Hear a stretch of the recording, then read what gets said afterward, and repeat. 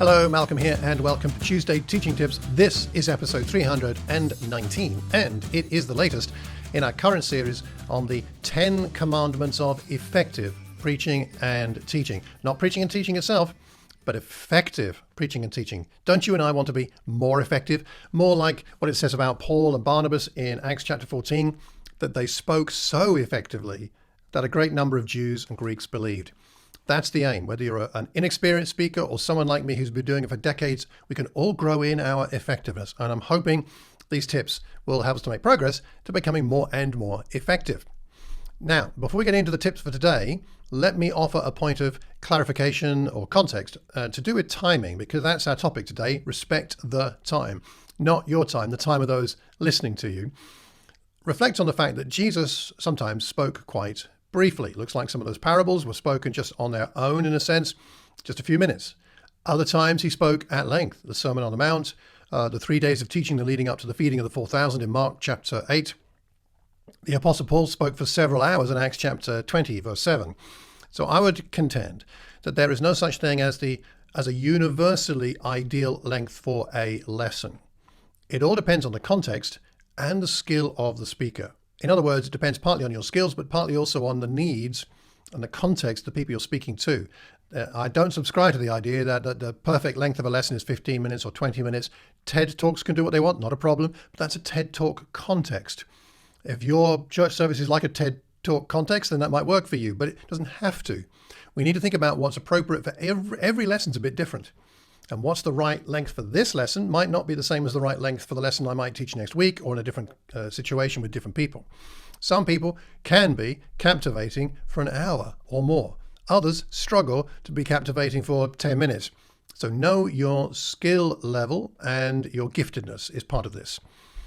A wise speaker will have a sober estimate of their ability to hold an audience's attention and a healthy respect for the occasion and what is appropriate. So these tips will focus on helping us to speak generally shorter rather than longer. And the reason for that is not because shorter is necessarily better than longer, but because the tendency of many speakers, including yours truly, is to go too long more often than to go too short. So that's what we're going to focus on. And I have 10 tips for you today, so let's rattle through them. 10 tips to help you respect the time of your listeners. Number 1. If you are a visiting speaker, find out how long they want you to speak for and speak for that length. I have on occasion done this well, and on occasion, including recently, done it badly. It's not respectful to the people you're speaking to go longer than they are asking you to go for. A minute over time is not a big deal. 5-10 minutes could create a major problem for the organizers of the event and for the people there.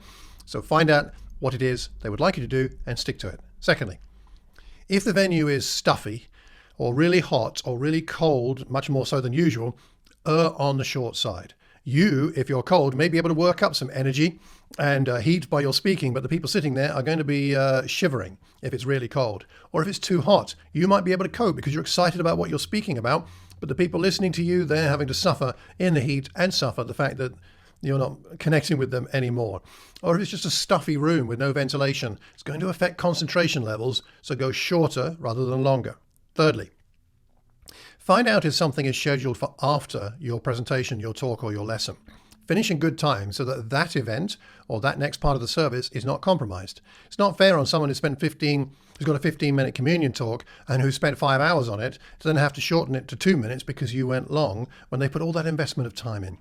So find out what's happening next. Fourthly, be clear on your main point. Be clear. Lessons tend to go long when we're not so clear why we're speaking and what our main point is, and then we waffle. Fifthly, leave your audience wanting more. Make that your aim. People are rarely annoyed if speakers finish early. They are frequently annoyed if they finish late.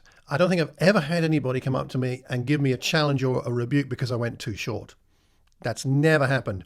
Conversely, I have had people give me their opinion on the overly long nature of some of my lessons, and I think they were probably right. Number 6, practice your talk. Time yourself. On the day, you may not keep to that exact time, but at least you'll know roughly. If you practice your talk and it's 30 minutes and it needs to be 15, you know you've got a major problem. If you practice your talk and you do 30 minutes and you're meant to do 30 minutes and then on the day you do 32, that's fine. Number 7, If your habit is to go too long, if that's the norm, then listen to some of your previous talks. Listen to yourself. Notice the kind of material you could cut out. For example, do you use more illustrations than necessary? Are you repeating yourself? Listen to your own class, see where you could cut some things out and take note of that and act on it. Number 8, use a timer. Set an alarm on your watch, your smartphone or something, and put it there, right there on the lectern where you can see it counting down and you can hear it when it goes off. And it's a little bit strange when that happens if you're not used to it, and your audience may be feeling like, why have they done that with a timer? And you hopefully won't have to do it every time you speak because you'll get used to the idea of speaking shorter, but it can be a really helpful discipline to know that in 25 minutes, that thing is going to go off and I'm going to need to be finished by then. Number 9, identify material in your presentation that you could cut out if necessary. Sometimes I do this. I look through my lesson. I think it's all important, but this illustration or this point, it's not central to my lesson. So I put a little bracket around it, usually in like a marker pen, knowing that if necessary, when I get to that point, if I'm behind my time, then I can just leave that out.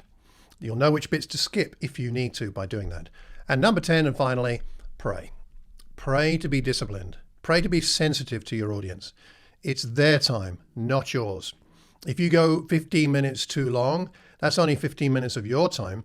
But if you're speaking to 40 people, that's 10 hours of the collective time that you have taken up. So ask God to help you to be effectively submissive to the needs of your listeners rather than in love with your own material. Listen, I have broken all these commandments and I'm not taking these tips seriously myself many a time. So I'm not sitting up on my high horse here, but I do know that these things can help. And maybe at least one of them is one that you could employ to help you to be more disciplined with your timekeeping and respect the time of those who are listening to you. So what do you think about these tips? What's missing? Which ones interest you the most or do you find useful? Perhaps you want to employ one and let me know how it goes. I'd be very interested to hear about your experience. Next week, we're going to go on to the 5th commandment. Great learning is more important than great teaching. By the way, I would encourage you to consider joining the AIM UK and Ireland program that's coming up to develop your understanding of Scripture. The next module we're doing is homiletics, which is about the preparation and delivery of lessons. Very appropriate for these classes. So please consider joining us. If you type in AIM UK and Ireland, all one word, you'll find us, and the link is in the show notes. Please leave a comment on this week's topic. We learn best when we learn in community. If you've got any questions, drop me a line, malcolm@malcolmcox.org. If you'd like a free copy of my ebook on spiritual disciplines, then just sign up for my newsletter on the website, malcolmcox.org. Please pass this link on to anybody who might benefit. Subscribe, hit the notification button, and I'd be very grateful for that. So I do hope you find these tips useful. And until the next time, remember, keep calm and carry on teaching. Take care. God bless.